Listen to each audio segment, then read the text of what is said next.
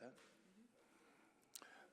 Good evening. My name's Chuck Iova, and I'll be presiding over this evening's planning board meeting.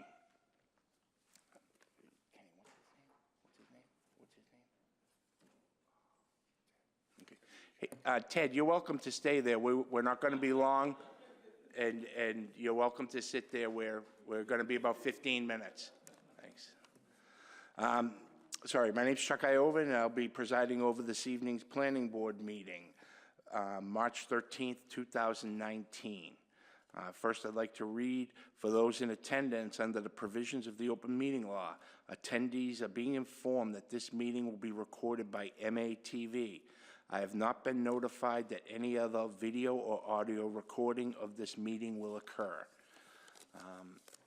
The next thing I'd like to do, would like to do a roll call, starting with Jim Chiavelli. If you could do that, that would be great. Jim Chiavelli, Planning Board. Tawadaj Gabrasillase, Planning Board. Patrick Fitzgerald, Planning Board. Ken Antonucci, Planning Board. Chuck Iova, Planning Board. Michelle Romero, City Planner. Eric McCush, Planning Board. Pat Hayes, Planning Board. Eric Henry, Planning Board. Henry Susi, Planning Board. Thank you very much. We have one item on the agenda. Ken, if you could read the notice for 109-121 Madison Street, please. The Malden Planning Board will hold a public hearing in the auditorium on the first floor of the John and Christina Markey Malden Senior Community Center, 7 Washington Street, Malden, Mass. At 7 p.m. on Wednesday, March 13th, 2019, on the petition of K Court Realty, LLC, for a special permit under Section 700.1.3.2 of Chapter 12, Revised Ordinances of 1991, as amended, of the City of Malden, to extend and structurally change a pre-existing non-conforming property in the Industrial 2 zoning district, namely to construct an addition containing 2 stories and approximately 12,517 square feet to be occupied for an industrial use allowed in the district at the property known as and numbered 109 to 121 Madison Street, Malden, Mass., and also known by City Assessors Parcel ID number 063-307-702A. Thank you, Ken. Michelle, can you give us an update on 109-121 Madison? Yes, we received an email on March 4th, 2019. It reads, "Hello, Michelle. We have become aware that Ward Councilor Crow would like to have a neighborhood meeting relative to the above referenced petition. Unfortunately, we do not anticipate being able to accommodate such a meeting prior to the current hearing date. Accordingly, please consider this correspondence as a request to table the hearing until the next regularly scheduled meeting of the board. We expect to be able to conclude any such meeting prior to the next hearing date. Please advise when you have a moment if it will be necessary for me to appear at the hearing in order to present this tabling request. Thank you." Signed, Patrick P. McDonald, Esquire, 477 Eastern Avenue, Malden, Mass. I did notify the petitioner's attorney that he did not need to be present and that I would present this request. This request to table was made within the time frame specified by your rules and procedures. Namely, it was more than 7 business days prior to the date of the public hearing. We were able to notify abutters by mail with a revised notice stating that we had received a request to table and that a new hearing date would be rescheduled to be determined. Okay. The board does need to, take action on that, though. Okay. Anything else that you need to read? No. Okay, so basically what's before us, and I feel bad that there is someone in the audience, that the petitioner requested greater than 7 days before the meeting to have the hearing tabled so that they could have a neighborhood meeting.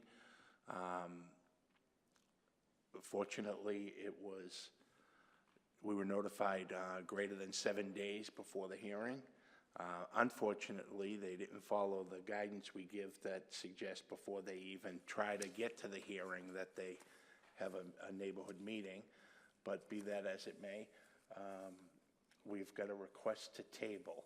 we don't need to waive our rules because it was within our rules that they notified us. So at this point, I would like to take a motion on whether we allow them to withdraw, to table. Let's see, who's this coming up? Number 5, Eric McCush. I'd like to make a motion to table, please. Eric's made a motion to table. Number 3, Eric Henry. I'd like to second that motion. Eric seconds it. So the motion is to table the hearing. Michelle, what does April look like? Well, I guess it depends on whether they're able to hold the hearing before the April meeting also. Right. What I would do if this motion passes, I would notify the petitioner that you granted the request to table and that we will reschedule this upon him notifying us, or notifying me, that he is ready to proceed. I do know, I spoke briefly with Councilor Peg Crow yesterday. She was given a copy of the certified abutters list, so the same people that received notice of this hearing will be invited to this neighborhood meeting. She did not have a date set yet, but there will also be a deadline. They'll need to notify us by probably the last week in March that he's going to be ready to proceed in April. Otherwise, we won't have a chance to do the notice and be prepared. We will send notice to the abutters with the new date. It will be posted with city clerk. It doesn't need to be republished. Okay. So Thank you April very is much. open if they're available. Does everyone understand what the motion is? Okay, Michelle, if you could go. Ken Antonucci? Yes. Jim Chiavelli? Oops, Pa- put the wrong one on, okay. Patrick Fitzgerald? Yes. Tawadej Geber Selassie? Yes. Patrick Hayes? Yes. Eric Henry? Yes. Eric McCush? Yes. Henry Susi? Yes. Chuck Ioven? Yes, the petition has been allowed to table until the next, until a future hearing date. We will send out notices to the abutters again, letting them know when that hearing is. So we apologize for you not getting the notice earlier. Actually, miss, if you could let us know, what's your address? I live at 90 Madison Street. 90 Madison, okay, so you would have been within the, Yes. within the notice. Did you not get a notice, I got a notice because the meeting was tonight, and I got a whole speech today. okay, so you didn't get the one saying it was tabled, or was they had requested for tabling? 90 Madison, Joseph Lepay? It's a two-family home. I rent from the two-family, that's my family. Okay, so that's the owner of record that received the notice. So it's possible he did receive the other notice. I think we sent them out last Monday or Tuesday, Okay, but I usually, because we live, it's a two-family home, I usually see them all the time, but it's okay. I just would like to know, is there anything more specific about what kind of business building this actually? yeah, no, why don't you Yeah. come up to the microphone, and if you give your name and address for the record? Okay, so my name is Jana Lepay, last name Lapaix.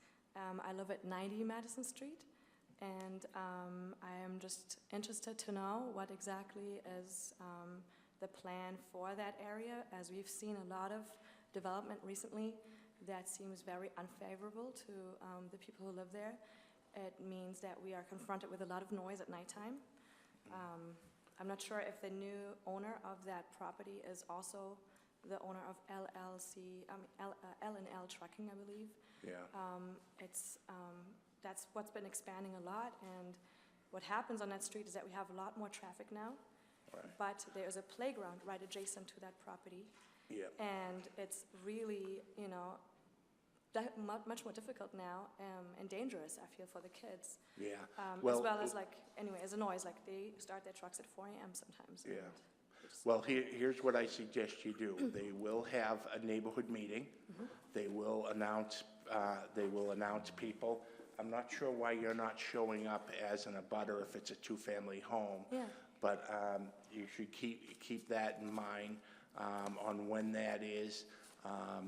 And what I can do, the property did get notice. Right, It but- just goes to the same name that the record. tax record goes to. Right. So what I would do is I can give you my card and you can email me, then I can email you back with copies of the plans so you can see what Oh, the that would be great. proposal is. I'll Great. also give you the information to reach Peg Crow. Yes. And I will let her know that, you know, I'll copy her on the email. That way she'll have your contact so she can reach out to you and you I can. actually know her, yeah. Okay, you We've been in close contact. Okay. Because of a petition to lower the speed limit on that same street about 5 years ago. Okay. It never happened. But, yeah, I know her and she knows me, so thank you. Okay, well, I can give you my card and you can email me if you want me to. I can show you where to find the plans online or I can send them to you. Thank you. Very good, thank you, and sorry for dragging you guys out tonight. Have a good evening. I'm not going to show up with my kids next time, but on my way here, I kind of thought maybe it kind of actually makes sense because they don't have a voice, but they are affected by this. You know, that playground and that entire ballpark that's there is a gem. It's really very unique in Malden. It's fenced in, it's at a street that doesn't have a lot of traffic. If you look at the side of Green Street, when I first moved there, I thought like, wow, this is amazing. And to see how that's kind of, you know, deteriorating now, that's why I'm here. That's Yeah. all I want to say. Okay, well, thank you very much. Thank Appreciate you sir. coming Thank out. you for hearing me. Have- And definitely, if you can come to the next hearing when Yes. we will actually take testimony, it will be Okay. really important. And if you can't come, you can email me any comments and we'll read them Okay. into the record. That way, it'll be officially received and the board can consider it in its deliberations. Thank you so much. Okay, I thanks. appreciate that. Thank you very much. Have a good night. See you. Okay, that was the only item on the docket. What I would like to bring up, there's a couple other administrative items, is everyone taken their conflict of interest training on the state? If you haven't, please do so by the 22nd. It's March 22nd, yes. So you've got 10 days to finish it. You should have gotten an email from Michelle with all that. And when you do take it, please keep in mind that you have to sign the document at the end and bring that signed document to Michelle. Or- She needs to right. have that in record, Or fax it. or fax I it. mean, or email. So Scan. you have the certificate that when you take the test online, they print out, they issue a certificate. That you email me, and then also this last page, which is called acknowledgement. That's in the set of rules that was an attachment to the email. If anybody needs it sent again, I can send it. So far, only a few of you have done it. I won't say who, but not everybody has done it, but they're going to start asking me probably at the beginning of April if we don't have them returned, so. As we're finishing early tonight, I plan on doing mine when I get home, so. But if anyone else, Eric, you had a question? Yeah, just a question. Michelle, we were called to a meeting a couple of months back, 2 or 3 months back, and where the city solicitor was kind of facilitating that. And I'm wondering if this was different than what we're asked to do today. Yes, because- this is a requirement for all city employees, and you're considered a city employee. That meeting, so this is required by state law that you do this. So you have to take the test and certify that the city handed you these, or gave you these rules and regulations. The forum that the city solicitor hosted was really to talk about this and talk about some other issues that the boards experience. So that doesn't substitute for it. That was optional. This is required. Okay, I signed something, I didn't know, okay. Okay. Nope. Okay, any other questions? Okay, Michelle, did you have anything else? No, I do not. Looking at the status updates, we did not have a master plan steering committee meeting. The next one is the end of April. Ken, if you could give us a comment or two about what the status of Community Preservation Committee is, and then if Michelle could do the Housing Production Plan Advisory Committee afterwards. Yeah, so Community Preservation Committee, we sent our recommended, the projects that the committee has recommended to City Council.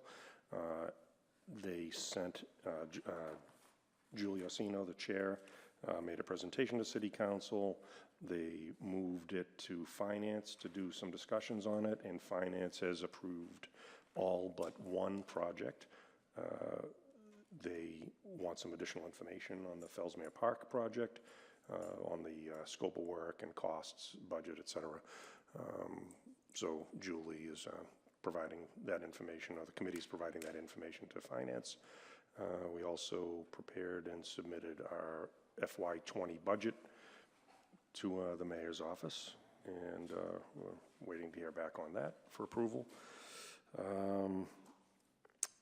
We have, on March 27th, we're going to have a public information hearing, and there's going to be a notice and a press release coming out about that, and that's pretty much just to go and, give a overview to the public of, for the next round of CPC applications. So anybody can come and just ask questions. I mean, we'll have a PowerPoint presentation and go over it, but it'll be a public forum where people can just come and ask questions and, on process and procedures and things like that.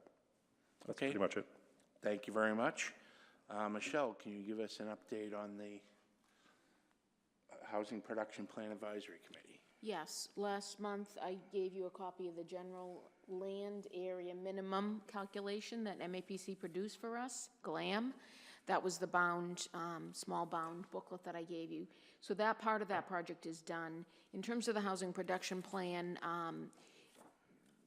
they are going to be still working on the housing needs assessment. I'm not sure about the actual plan. There isn't a meeting scheduled yet. The next meeting hasn't been scheduled yet, so I don't have a lot of new information to give you, but we will be, the committee, I think, is going to be receiving an update from the mayor's office on the status of that project soon, and as soon as I get it, I will pass it on to you. I don't have anything else. Okay, thank you very much. I mean, what's the committee made of? The committee is the committee, they're appointed by the mayor. I'm on the committee. Debbie Burke, director of the MRA, is on the committee. The two city councilors that are on the committee are Ryan O'Malley and Debbie DiMaria, or at least they were on it last year. I'm not sure about the new committee assignments for city councilors. There is also a couple citizen representatives on the committee. There is also Steve Finn, the director of the Malden Housing Authority, is on the committee. A representative from the Mass Senior Action is on the committee as well. There is also, I'm just trying to think, the couple citizen members. I'm not sure if they also they might represent another group as well. I think that's it. If I'm forgetting anybody, I'm sorry about that. And Maria just Louise curious.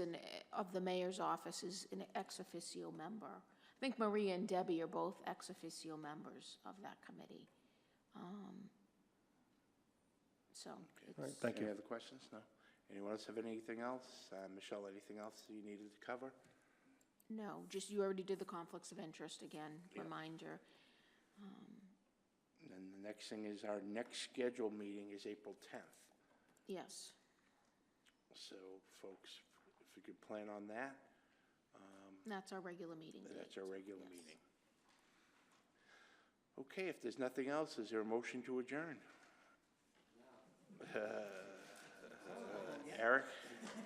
Eric Henry. I'd like to make a motion to adjourn. I'll second that. Antonucci, yes, very good. All those in favor say aye.